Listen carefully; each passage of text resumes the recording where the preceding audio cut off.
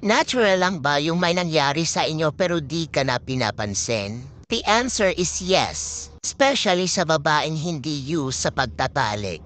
Hindi nyo alam ang nangyayari sa babae after ng truptsakan is magsi-self-pity yan. Especially pag nagkuhan kayo, nalasing kayong dalawa, and then marirealize niya na naibigay niya pala ang kwan niya sa'yo.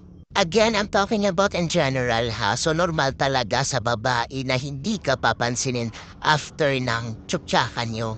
At ang mafe-feel kasi ng babae is parang ang dumi-dumi niya na. Alam mo ba kung anong magandang remedyo dyan? Make her feel na you feel sorry about what happened. Hindi mo din sinadya ang nangyari. Na nadala ka din sa emosyon mo dahil gusto mo siya. At ipaalam mo sa kanya na kahit may nangyari na sa inyo, nire-respeto mo pa rin siya.